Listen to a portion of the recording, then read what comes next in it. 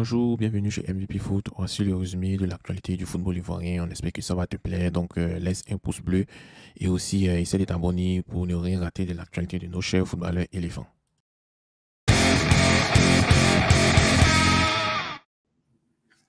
Yo, famille, bienvenue chez MVP Foot. Je suis en compagnie de Romy. Romy, comment est-ce que tu vas? Ah, je vais bien. Content de te retrouver, content d'être ici pour parler de l'actu chaude de nos éléphants. Merci et bonjour ou bonsoir à tous nos abonnés qui nous suivent à travers le groupe. Ok, d'accord. Donc, sans plus tarder, quand vous regardez le titre de la vidéo, on a eu 10 questions qu'on s'est posées à nous, qu'on aimerait répondre pour voir est-ce que cette équipe de la Côte d'Ivoire a vraiment évolué. Donc, on va rentrer dans le vif du sujet. On va parler de beaucoup. On va parler de Fayemes, Adengra, Crasso, Allais. On va parler aussi des premiers mi-temps de la Côte d'Ivoire. Donc, c'est pas mal de questions qu'on s'est posées. Ces questions vont juste défiler en bas ici. Voilà, mais avant de commencer, on vous rappelle que chaque jour, on fait le résumé de l'actualité du football ivoirien sur YouTube. Voilà, donc on va essayer de s'étendre aussi sur Facebook et sur TikTok. Voilà, donc pour le moment, la principale activité, c'est sur YouTube. On va commencer par la première question qui m'est venue. Comment la Côte d'Ivoire gère-t-elle la pression en tant que tenant du titre de la CAN 2023? On sait tous qu'on a gagné la CAN en février. Et bon, on a gagné la CAN en février. On a un statut de vainqueur de cette CAN. Comment est-ce que la Côte d'Ivoire gère la pression? Est-ce que la Côte d'Ivoire, durant ces 6 ou 7 mois qui se sont passés, est-ce que on a bien géré cette pression, oui ou non? Donc, Romy, j'attends ton point de vue. Bon, très très belle question. Comment l'équipe gère la pression suite à sa victoire à la dernière CAN? Il faut savoir que, bon, étant donné que l'équipe est le vainqueur et en titre de la dernière Coupe d'Afrique des Nations, forcément, c'est l'équipe à battre. Donc, chaque adversaire qui vient, qui joue contre la Côte d'Ivoire, joue contre les champions d'Afrique.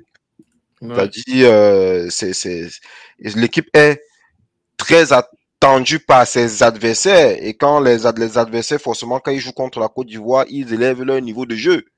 Ils Ouais. veulent à tout prix gagner le champion d'Afrique. Parce que tu t'imagines, si le Kenya gagne et la Côte d'Ivoire, ils disent que les Kenyans ont gagné le champion d'Afrique. C'est ça qui ressort. Ouais, ils ont Qui fait le ressort. match nul avec les Donc, champions d'Afrique. veut pas, l'équipe est très, ça là, ça suscite veut pas une pression sur les joueurs. Ils sont beaucoup attendus à chaque match. Il faut qu'ils soient à 100% à chaque match. Il faut que le niveau de jeu soit élevé à chaque match. Et il y a aussi une pression de nos supporters aussi. Ouais, Ils c'est vrai. attendent à chaque fois, ils ont soif d'autres victoires. Ils veulent une quatrième canne, une cinquième canne, une sixième canne, pourquoi pas une septième canne. Ouais. Donc, cette pression-là, ils vont devoir vivre avec ça. Comment ils les gèrent présentément? On s'entend que nos joueurs, ce sont des humains. Ils ont aussi d'autres attentes en club. Donc, fait que quand ils viennent en sélection nationale, dépendamment des périodes, ils, sont, ils font de bons ou des matchs moins bons. On peut Ouais. voir le match contre le Kenya, c'était pas un bon match. Et c'est comme si les joueurs étaient un peu fatigués. On ressentait un peu de fatigue. Peut-être la fin de saison aussi, ça n'aidait pas trop. Certains ont joué à la fois à la CAN et en club. Et il y a certains qui étaient engagés aussi dans des finales, des championnats.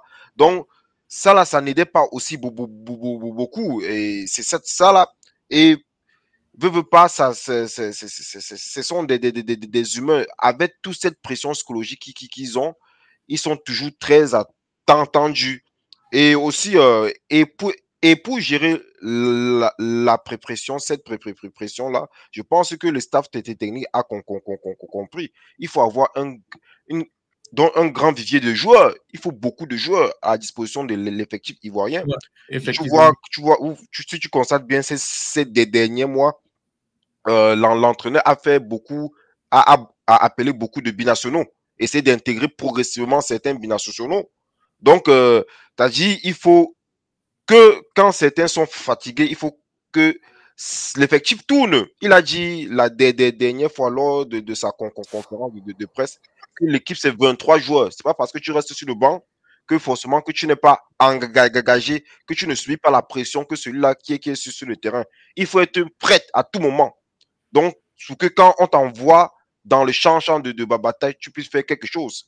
Et c'est ce qu'on a observé avec Jean-Philippe et Crasso et tous ceux qui sont entrés, que ce soit Dorgeles, que ce Oui. soit Traoré. C'est-à-dire, ils ont fait une bonne entrée. Ça prouve que ne veut pas l'effectif est en communion. C'est-à-dire, c'est 23 joueurs. C'est pas parce que Ouais. tu es sur le banc que tu es. C'est-à-dire, c'est qu'il faut que cette pression-là soit partagée. Oh, Les 11 entrants qui doivent subir cette pression-là. Donc, ouais. moi, c'est... Cette équipe, au vu de tout ce qu'on voit, on a pratiquement joué 5 matchs. Hein. Un match contre le Bénin, un match contre l'Uruguay, un match contre le Gabon, un match contre le Kenya et le match contre la Zambie. On a eu trois victoires et 2 matchs nuls. Et comme tu l'as dit, le coach a essayé d'intégrer pas mal de joueurs. Et il faut que cette victoire de la CAN a donné l'engouement à certains binationaux à venir jouer avec nous, aussi à certains joueurs aussi de donner son maximum parce que les places vont coûter très cher. En tout cas, avec cette pression, on aura une équipe ivoirienne expérimentée.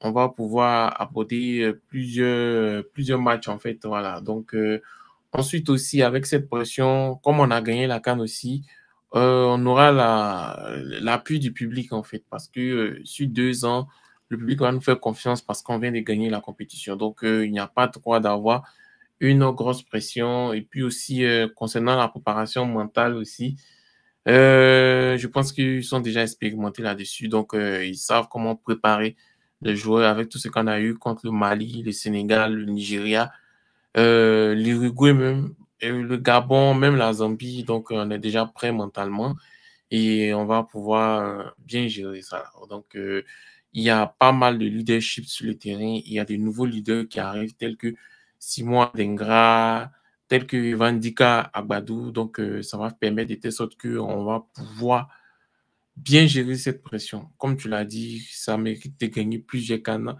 qui arrivent. Donc, on va passer à la prochaine question.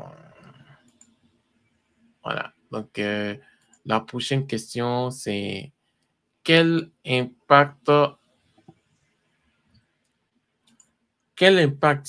ont eu les changements tactiques d'Emes Faye en seconde période? Voilà. Donc, on a tous regardé le match contre la Zambie. On a vu que il avait placé Amad Diallo en tant que 10, mais ça ne marchait pas parce que Amad Diallo, ce n'est pas un 10, c'est un ailier. Et on a tous vu qu'Amad Diallo était sur le côté avec Oumar Diakité sur le même côté. Et bon, on a vu ce que ça donnait. Il y avait un peu de... C'était pas trop ça, quoi. Et quand on a fait les changements en seconde période, où Amad Diallo est sorti, Béni Traoré est rentré, Oumar Diakité est sorti et Jean-Philippe Crasso est rentré. Ça a permis à ce que on puisse marquer le but. Donc, qu'est-ce que tu penses? Quels sont les impacts qu'ont eu les Le changement. changements de FAMS? Mais le principal impact, c'est qu'on a gagné. Ça nous a permis de gagner le match. Mais bon, comme on a observé, l'équipe avait fait une très bonne première mi-temps. Malgré le fait qu'on a constaté que Amad Diallo et Diakité, c'est comme s'ils se marchaient dessus, quoi. Ouais. Donc, on ne savait pas trop est-ce que Amad est plus au milieu ou sur le côté droit. Donc, c'était un peu mêlant. Il se mêlait. C'était un peu entre les jambes. Il se jouait, il se marchait presque dessus. Mais bon, on a vu au fil de la rencontre et en début de seconde période, malgré la domination des éléphants, Oui. on ne concrétisait pas nos occasions. Et la principale faiblesse du match, la principale faiblesse du côté des éléphants lors de ce match venait du côté de Omar Diakité. Heureusement, bon, comme tout observateur, on a tous vu, le coach a réagi au bon moment. Il a fait il a fait entrer le jeune Traoré là, Oui. et Crasso qui est venu vraiment jouer le rôle de Allaire, comme Allaire nous manquait vraiment en première mi-temps avec tous les offrandes de Simon Dengra. Vraiment, Philippe Crasso est venu donner une nouvelle fraîcheur, une sérénité à cette attaque. 2 occasions, 2 buts. Et ça vraiment, et on a vu vraiment les débordements de Traoré sur le côté. Il jouait, le petit a bien joué, bonne énergie, il était fougueux. Ça s'en sentait qui voulait vraiment prouver de quoi il était capable. Il faut aussi souligner la bonne entrée de Dorgelès. Il a bien joué au milieu de terrain. Donc, vraiment, l'entrée on a l'impression qu'il fallait quelque chose pour un déclic, quoi. Un déclic. Et le déclic venait de ce coaching payant que le coach a su faire au bon moment. Donc, certains ont critiqué que, bon, pourquoi le coach n'a pas réagi le plus tôt possible. Donc, faut pas, c'est pas parce que est-ce qu'il fallait qu'il réagisse en première période? Je dis non. On ne peut pas. Il faut souligner aussi que ça fait plus d'1 an que Amad Diallo n'est pas revenu en sélection. Ouais. Donc, il faut aussi laisser. On ne peut pas attendre de lui un excellent match dès le départ. Il faut qu'il. L'équipe a changé. Il faut qu'il prenne ses repères. Il s'habitue à jouer avec cette équipe qui est champion d'Afrique. Donc, il faut aussi laisser le temps de s'intégrer progressivement. Surtout que moi, je trouve qu'il a fait un très un match correct. C'est pas un très bon match, mais un match assez correct. Donc, et c'est Diakité qui a ce problème-là. Il lui manque un petit plus. Est-ce que, donc, c'est-à-dire, il y a quelque chose qui manque, selon moi, à Diakité au niveau quand il prend le ballon, je ne sais pas qu'est-ce qu'il veut faire avec le ballon. Est-ce qu'il cherche ses coéquipiers? Je ne vois pas. Ça dit, il y a trop de déchets techniques dans ce qu'il fait. Contrairement à Non, Simon. mais il faut comprendre, Omar Diakité, il joue en pointe. Il joue en pointe dans son club de Reims. C'est un attaquant de pointe qu'on distille un peu comme Evan Guessant, mais en équipe nationale du Côte d'Ivoire, c'est un ailier. Là, il y a un problème. Donc, Il a été attaquant à Reims, mais c'est pas un buteur dans l'âme, de ce que je vois. Mais bon, en tout cas, si je comprends, dans l'équipe des éléphants, on n'attend pas forcément de Omar Diaby qui marque beaucoup de buts, mais qui déborde, il centre, il cherche sur les coéquipiers, il prend la balle, premier libre, il cherche à trouver un coéquipier. Mais bon, mais je ne vois pas toujours ça. Beaucoup de déchets techniques, beaucoup de pertes de balles. En tout cas, c'est ce côté-là qui était fébrile. On a vu une bonne différence avec l'entrée de Traoré.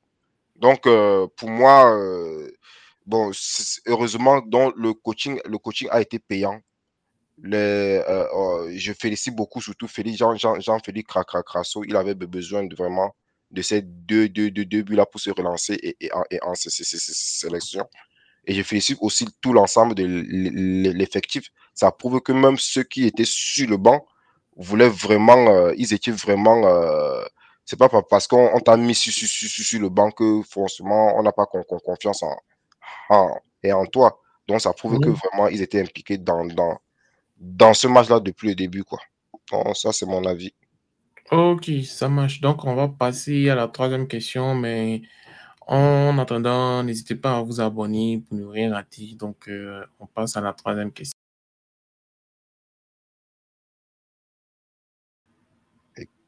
Voilà, donc la troisième question, c'est le retour d'Amad Diallo en sélection. Est-ce que ça va renforcer l'équipe ivoirienne à long terme, à court, à moyen et à long terme? Est-ce que son retour va s'inscrire dans la durée? Est-ce que son retour va vraiment renforcer cette équipe? Qu'est-ce que tu en penses? Oui, évidemment. évidemment, Amad Diallo, il a sa place entièrement méritée dans cette équipe et ça ne va que faire progresser cette équipe. Il fait déjà un très bon début de saison à Manchester et c'est un gars, il joue pour moi, son vrai poste, c'est le côté droit, le côté de Oumar Diakité, pas sur le milieu de terrain. Pas en 10. Pour moi, son bon côté, c'est le côté de Oumar Diakité, côté droit. Pour moi, vraiment, la paire qui va former avec Simon Andengra sera la paire du futur. Je te dis, pour moi, quand il va s'imprégner de l'énergie de cette équipe-là, vraiment, ça va faire très, très mal. Ça va très, très, très mal. On aura besoin de ses débordements, de ses passes, de ses dribbles. Et il a aussi un sens du but. Amad Diallo a un sens, c'est un buteur dans la main. Ouais, Si vous avez vu sa saison à Sunderland, il a fini carrément avec, je pense, 9 ou 10 buts. Il était quelques passes décisives pour ses 5 passes décisives. Et il était carrément le meilleur joueur du club cette année-là.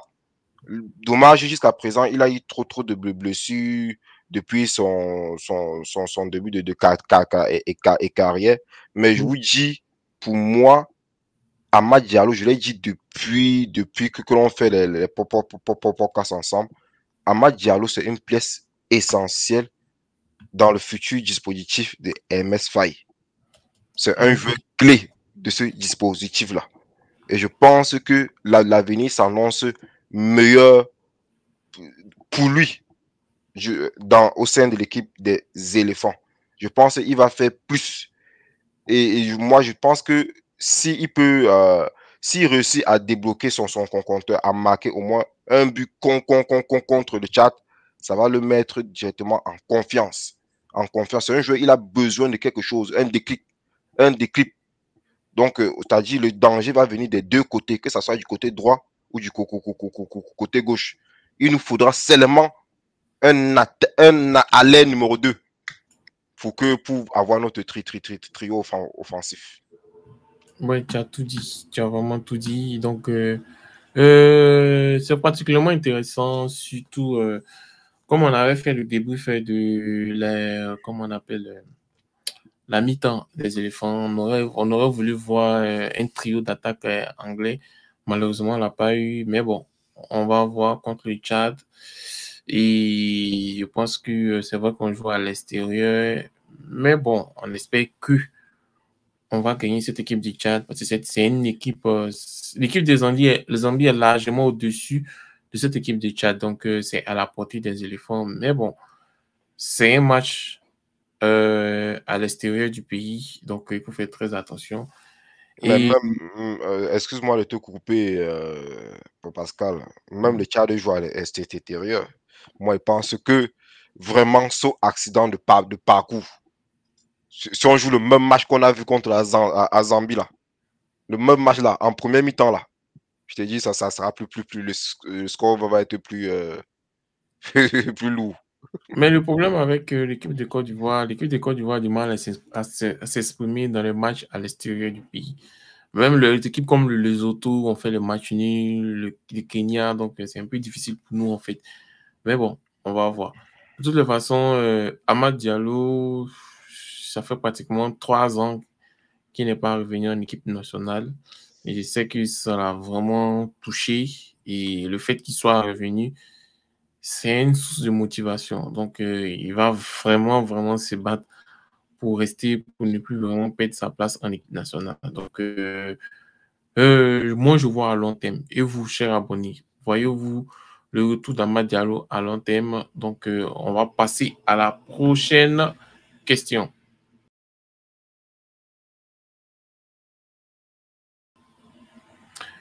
J'ai une question. Pourquoi l'équipe a eu tant de mal à concrétiser en première mi-temps? Et puis, voilà. Pourquoi l'équipe a eu tant de mal, selon toi? Mais on a tous vu, on n'a pas juste, on a un problème d'attaquant de pointe, problème de neuf. On n'a pas un neuf.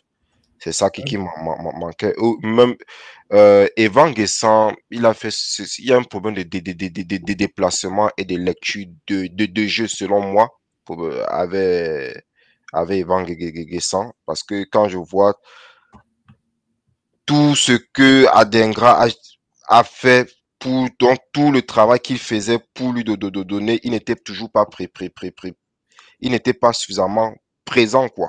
Ouais. Moi, selon moi, il nous faut juste, c'est-à-dire, la première mi-temps, on a péché du fait qu'on a dominé toute la première mi-temps de A à Z. Ouais. Techniquement, offensivement, défensivement. C'est juste qu'on n'avait pas de finisseur, quelqu'un pour concrétiser des Oui, occasions. et Là, on a vu aussi qu'Evan il déshonnait beaucoup. Bon, on espère que ça va, c'est. je vous dis, vous voyez, quand Jean-Philippe Crasso est entré en second mi-temps, vous avez dit deux occasions, deux buts. Deux occasions, deux buts. Il était au bon endroit pour recevoir le premier but de qui marque. C'est sur une passe de Simon à Dengra. Positionné au bon moment, bonne lecture du jeu et un sang-froid. On sent un attaquant qui est en confiance.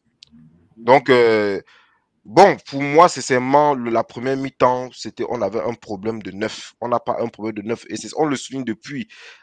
Aujourd'hui, l'équipe a certes des doublus, dont tu as dit des doublus à tous les postes, mais l'attaque de pointe là, il faut qu'on se le dise, on a une alerte dépendance. Nier ce problème-là aujourd'hui, c'est vraiment être hypocrite. C'est-à-dire, on a une alerte dépendance.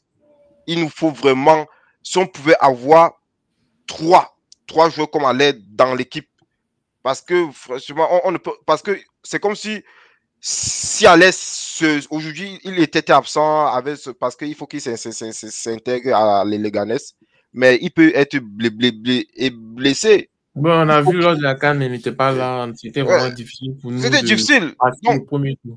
Donc, franchement, il nous faut vraiment, ça devient même une critique.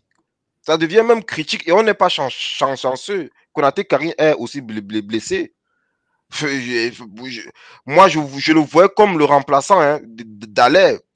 Mais actuellement, vraiment, ce qui nous manque, on n'a pas un suppléant de Alès. C'est seulement ça, c'est ça qui. On aura beau dominer offensivement, créer toutes les occasions, à moins que sous un espoir individuel de Simon Andengra, ou bien de Amad Diallo, ou bien de Oumar Diakité, mais on n'a pas ce finisseur-là, ce finisseur dans l'âme. À l'occasion d'un match, Jean-Philippe Crasso a su montrer qu'il peut être une alternative, mais on connaît aussi les limites de Jean-Philippe Crasso. Il ne sera pas toujours comme ça. Il ne vivra pas les beaux jours comme hier là, comme, ouais. Comme le match là à tous les matchs. Donc, vraiment, ça, c'est un problème pour nous et il faut qu'on trouve une solution à cela. Pour moi, je dis que peut-être on peut tester d'autres profils dans d'autres styles de jeu, peut-être d'autres dispositions de jeu, comme avec le Emmanuel Lat. Est-ce que c'est vraiment, tu as dit, peut-être que ce n'est pas les mêmes atouts que Alain, mais peut-être on peut l'utiliser différemment, mettre un dispositif qui soit plus à l'aise, disposition tactique pour le rendre plus à l'aise. Vous voyez, tout le monde ne pourra pas avoir le profit d'Alain. Les joueurs sont différents, chacun a ses qualités. Moi, je dis sincèrement, on a tous vu la première mi-temps, que ce soit même le début de seconde période, on a un problème de finisseur. Sincèrement, et ça ne date pas d'aujourd'hui. Que ce soit même au Kenya, on a un problème de finisseur. Sincèrement, et ça, il faut résoudre ce problème-là. Ok. Depuis Didier Drogba, on a ce problème en fait. Mais bon, ça va passer. Donc, on va passer à la prochaine question.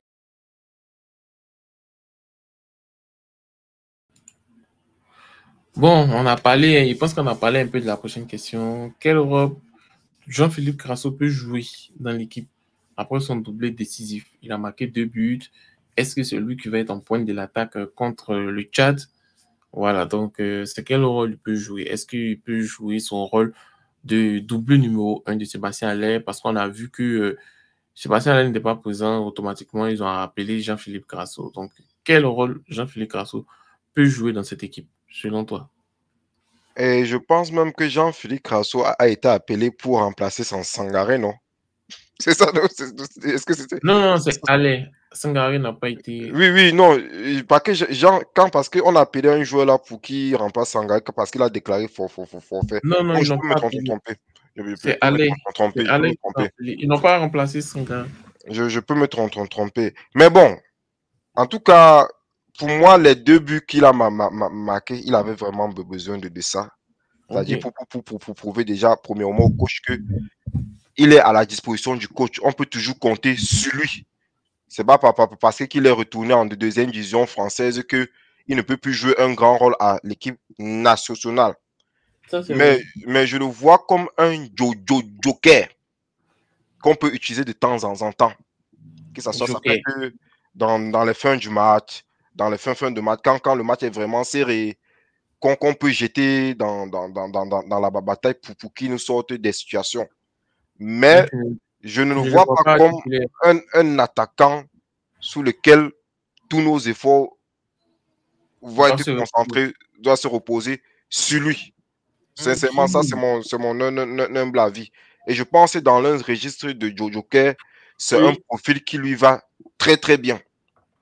Et Gigi, est-ce qu'il va être titulaire contre le Tchad? Je me dis même que le match contre le Tchad est l'occasion pour l'entraîneur de tester aussi d'autres attaquants. Hein, parce qu'on n'a pas vu vraiment Emmanuel Latte depuis qu'on l'a vraiment appelé.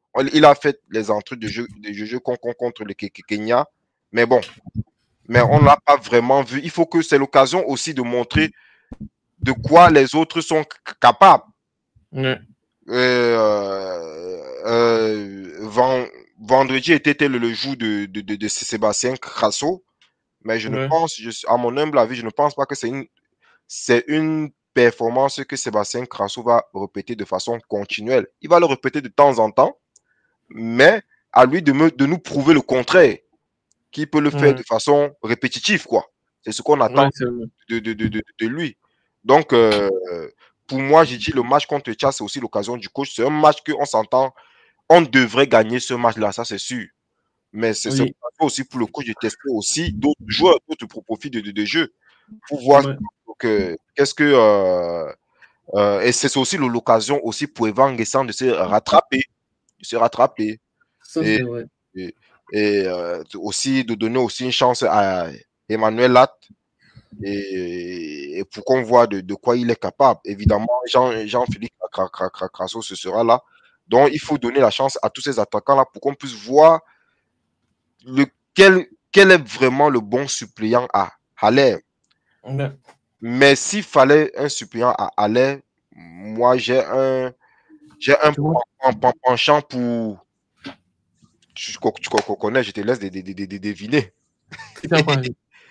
Konaté Karim. Mais bon, Ouais, c'est vrai, c'est mais vrai. bon, On espère mais bon. que Konaté Karim va se rétablir rapidement et puis pourquoi pas revenir en équipe nationale rapidement. Donc, c'est ça. On va passer à la prochaine question.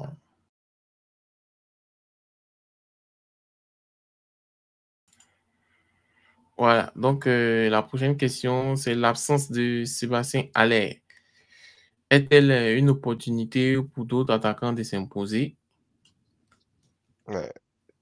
Oui, ça, c'est sûr que l'absence de Sébastien Haller devrait donner aussi l'opportunité à d'autres de s'imposer. Mais le problème, on a un problème de choix.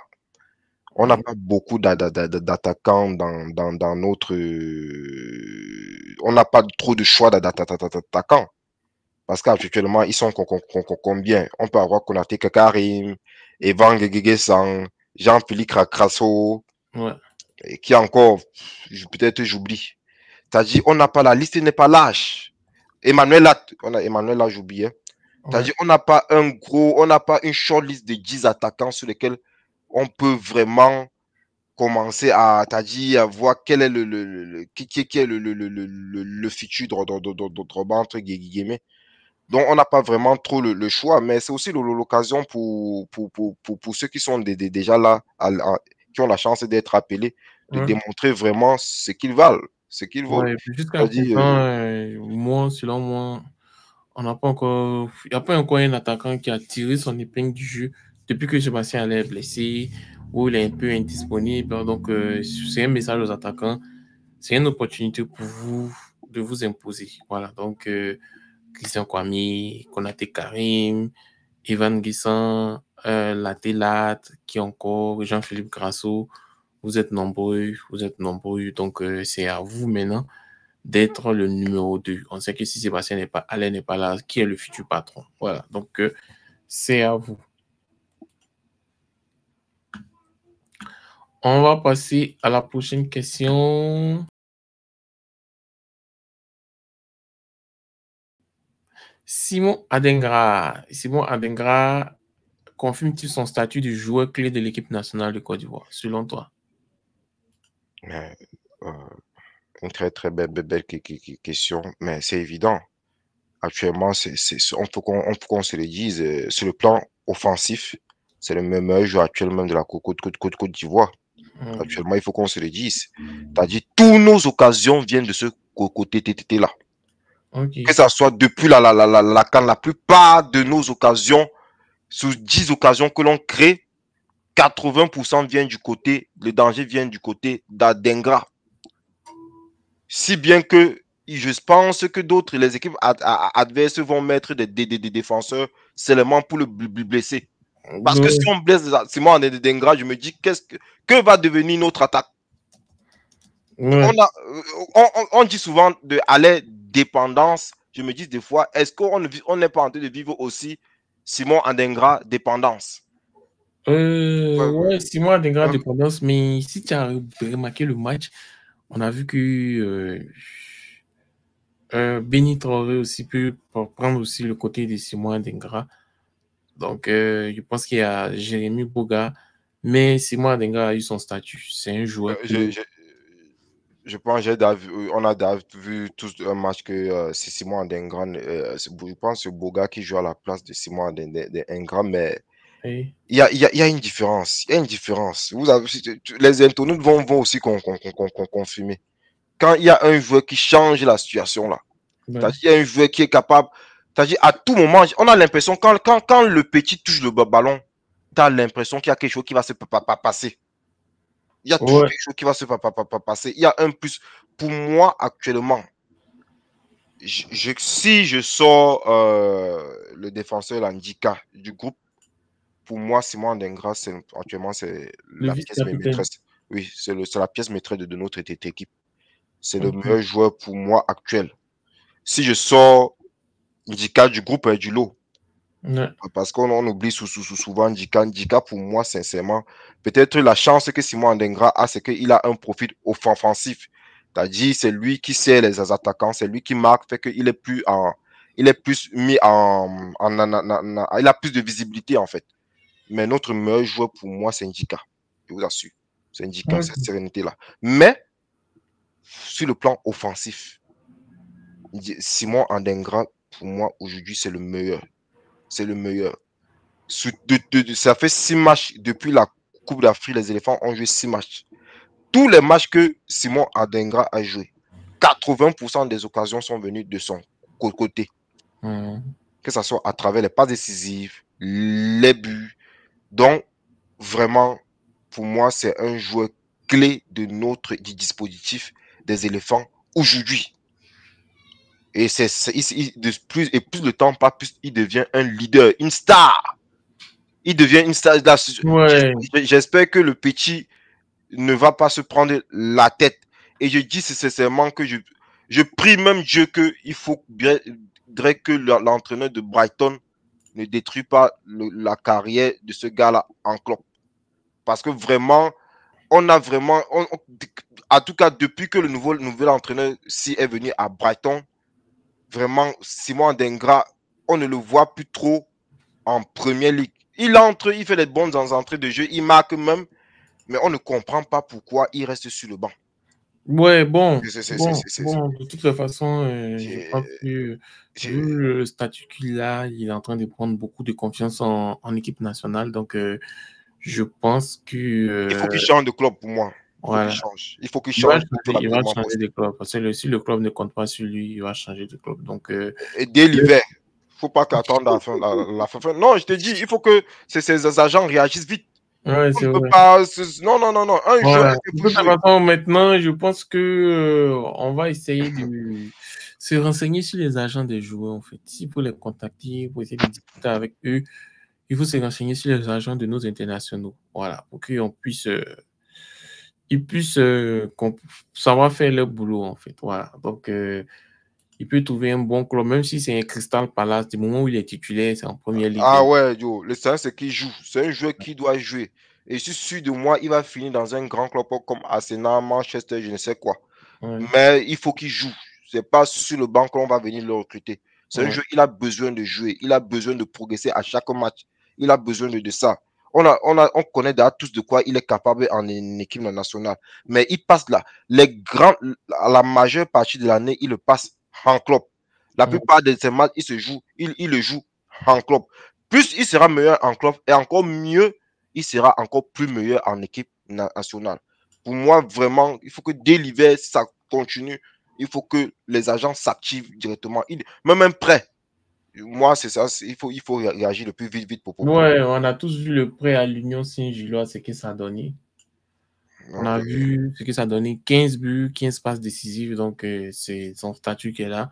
Ça ne nous plaît pas, son statut, qu'il a des remplaçants de luxe. Mais bon, de toutes les façons, en équipe nationale, il s'est déjà imposé, il a déjà envoyé son meilleur et on dit merci à qui? Merci à Tonton Gassi. Voilà, c'est vrai que ton nom est gâté, mais merci à Tonton Gassi qui a envoyé 6 mois à Tengra en sélection ivoirienne et on voit depuis le match contre la Zambie. C'est vrai qu'on avait perdu 3-0, mais son entrée était vraiment fracassante. Le jour qu'on a joué contre la Zambie, ils ont vraiment fatigué les défenseurs. Malheureusement, les joueurs n'avaient pas le moral et ça fait pratiquement un an que on a joué contre la Zambie et on voit ce que ça donne actuellement. Beaucoup de progression, voilà, tu gardes la tête, pas chercher famille, tu restes tranquille, tu te concentres sur ta carrière, tu vas faire une très grande carrière, tu vas être une légende de notre équipe nationale. Donc, merci et on va passer à la prochaine.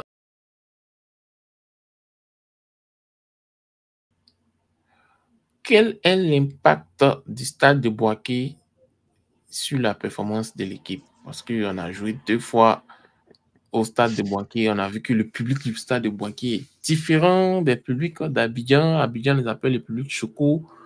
Quand on gagne, quand on perd, ils sont contents. Voilà. moi, particulièrement, je connais pas trop le public de Boaké, vu que je suis à l'étranger. Je n'ai Oui. pas une bonne connaissance de ce public-là. Mais déjà que le Boaké, c'est une ville plein des, entre guillemets, des étrangers de la Côte d'Ivoire. C'est un public, t'as dit des, je sais pas moi, des immigrés de Ouais. deuxième ou de troisième génération. Ouais. C'est-à-dire, ce sont des vraiment des fois en Afrique en général, ceux-là qui pratiquent vraiment le football sont très très souvent je peux dire que entre guillemets des enfants qui sont moins lotis. Je dirais que Boaké, c'est une ville populaire, de la classe populaire. Ce Ouais. sont des gens qui sont, les fans sont exigeants, fougueux. C'est pas la jet set d'Abidjan avec les PA. C'est comme si on prenait tout Yopougon, on vient remplir au stade. Ouais, c'est vrai. Voilà, c'est ça. Les C'est vrai. fans sont exigeants. Ils veulent absolument. Ils ont le sang chaud. Ouais, Ils mais ont le quand sang chaud. on regarde aussi la configuration du stade de Boaké, ça fait de telle sorte que quand le public crie, Ouais. le bruit reste un peu plus Au comparé stade. au stade de Bimpe qui est grand, qui est large. Le stade de Félix Houphouët-Boigny, c'est vrai, mais bon, le stade de Boaké, on ressent plus l'ambiance en fait. Voilà. Donc, Bon, sur le plan infrastructurel, c'est un très très beau stage. Le stade, la pelouse, elle est bonne. On ne peut pas critiquer. Et la météo était même bonne. Et aussi, on a vu les publics. Pour moi, le public a été assez. Le public a été servi durant ce match-là. Parce que même la première mi-temps, le fait que même si on n'a pas pu concrétiser les occasions, on ouais, a une bonne première mi-temps. Donc, le public veut pas a été vraiment servi tout au long ouais. de ce match-là. Dans ce match-là, on n'a pas vu à un certain moment où on était en difficulté vraiment. On n'a pas été vraiment en difficulté. Le public a été servi et ça se voyait que quand Jean-Philippe Crasso a délivré, le public était fougueux. Donc, Ouais. bon, tu vois, comme tout Ivoirien dans l'âme, on aime les bonnes choses. Bon, je dirais que bon, je n'ai pas une grande connaissance de cette ville-là, malheureusement. Mais bon, de ma connaissance personnelle à travers mes recherches, c'est une ville qui regorge beaucoup des fils d'immigrés, c'est-à-dire des Ivoiriens de deuxième, issus de la deuxième, de troisième génération des immigrés. Et c'est très souvent, ce public-là a beaucoup faim, parfois beaucoup faim, plus que Ouais. les natifs. Non, Donc, mais les gens d'Abidjan, comme tu l'as dit, c'est les chocos. voilà. Ouais, c'est les chocos. C'est bien beau qu'ils sont des supporters, mais ils n'ont pas l'engouement de trucs. Donc, Exactement.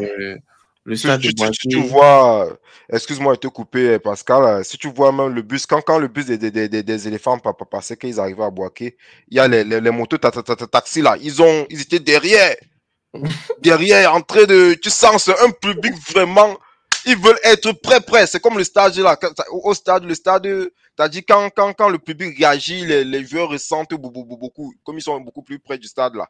ouais. C'est-à-dire, c'est cette image-là. Eux, ils veulent vraiment être au contact de l'équipe. Si tu vois comment le bus des éléphants passait, ils étaient là derrière la moto, ils étaient enjaillés. Donc, c'est un public qui est exigeant, qui veut être au contact de son équipe, qui a soif de victoire. Parce Ouais. que c'est très souvent, ça ne change rien dans le porte-monnaie de quelqu'un, mais très souvent, c'est cette joie-là qui les permet d'affronter la vie quotidienne, qui n'est pas facile, je suppose. Donc, c'est ça. Ok. Donc, c'est ça. Et la dernière question de la vidéo, je vous le pose en passant l'abonné d'ici la fin du mois. Voilà. Donc, est-ce que cette victoire augure, ça présage un parcours serein pour la Côte d'Ivoire? Cette victoire contre la Zambie, pour la qualification de la CAN. Bon, sincèrement, moi, je ne m'inquiète pas pour la qualification à la Coupe d'Afrique de 2025 au Maroc. Pour moi, oui, le contenu du jeu qui a été produit contre la Zambie a été excellent. C'était un bon match plaisant à voir. On ne peut pas critiquer, on ne peut pas trop critiquer les choix du coach durant ce match-là. Ce que moi, j'espère vraiment, c'est ceux qui répètent la même chose à Yaoundé. Le Tchad joue aussi à l'extérieur. La Ok. Côte d'Ivoire joue à l'extérieur. Donc, c'est sur un terrain neutre. Ouais. Et tous les statistiques, en tout cas, tous les stats montrent que c'est la Côte d'Ivoire qui a tous les cartes en main pour remporter ce match-là. Il faut qu'il soit très prudent, éviter de se faire surprendre par cette équipe du Tchad. Parce que s'ils marquent les premiers, si les Tchad marquent les premiers, ils vont se replier sur la défense et chercher soit la victoire, soit un match nul. Donc, il faut que la Côte d'Ivoire attaque dès l'entrée de jeu, comme ils ont fait avec la Zambie. Un jeu offensif, c'est-à-dire un jeu axé vers l'offensif et qui marque le plus tôt possible. Parce que plus ils vont marquer tôt, plus ils vont déstabiliser le Tchad moralement. Et ça peut aller. Si, mais je t'assure que si durant les 30 premières minutes, la Côte d'Ivoire marque un but, le match risque de finir 3 ou 4-0, selon moi. Mais s'ils traversent les 30 premières minutes sans marquer un but, ça va mettre en confiance cette équipe du Tchad. Disant qu'ils vont imaginer qu'ils peuvent faire quelque chose. Mais sincèrement, moi, je ne m'inquiète pas pour la qualification de notre équipe. La poule dans laquelle nous sommes, c'est largement abordable. La seule équipe qui peut nous challenger là-dedans, c'est la Zambie. Je ne pense la Zambie, bon, on a vu ce que le match a donné. On va espérer aller en Zambie répéter la même chose. Ça va être difficile chez eux par contre, mais on va aller au moins chercher, on va aller dans le même état d'esprit et chercher la victoire. Sincèrement, je pense que on n'aura pas une grosse difficulté pour se qualifier pour la CAN 2025. Je pense que l'effort doit être mis sur la qualification pour la Coupe du Monde 2026. Bon, quand je dis l'effort doit être mis dans toutes les compétitions, hein, mais il faut être très prudent pour la qualification de la Coupe du Monde 2026 parce que j'ai peur d'un retour du Gabon.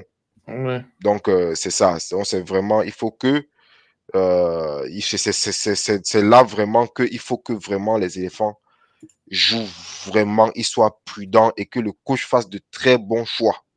Et que les joueurs soient disponibles, qu'ils se rendent vraiment disponibles. Je vois déjà Seko Fofana. Bon, Seko Fofana, on a habitué à ses caprices de fois. Quand il n'est pas prêt, il ne veut pas venir à la sélection. Franchement, c'est la Coupe du Monde 2026. C'est quelque chose, c'est une compétition importante et chaque match est très important. Donc vraiment, il faut que les joueurs se rendent disponibles et que les blessés éloignent tous nos joueurs. Il faut aussi ça. Il ne faut pas que les blessés viennent empêcher nos joueurs d'être disponibles. Donc, pour moi, mon souci personnel, c'est sur la Coupe du Monde 2026. On espère bien sortir de cette poule-là.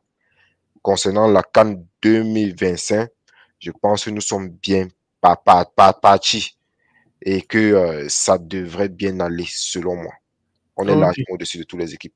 Ok, ça marche. En tout cas, cher ami, on remercie vraiment beaucoup Romy pour ce débrief. Vous voyez, c'est vrai qu'on a fait le débrief hier, mais aujourd'hui, au moins, on a abordé des questions clés qui ont fait de telle sorte qu'on est rentré un peu plus en profondeur de nos analyses d'hier, en fait. Donc, merci d'avoir suivi la vidéo jusqu'à la fin. Et bon, demain, le match, le journal des éléphants va continuer. Mais on va commencer les débriefs et rendez-vous mardi pour la même heure, 19h, contre le Tchad. Voilà, donc le mardi, même heure, 19h GMT, nous allons aller battre cette équipe du Tchad. Donc, merci beaucoup et passez une agréable soirée.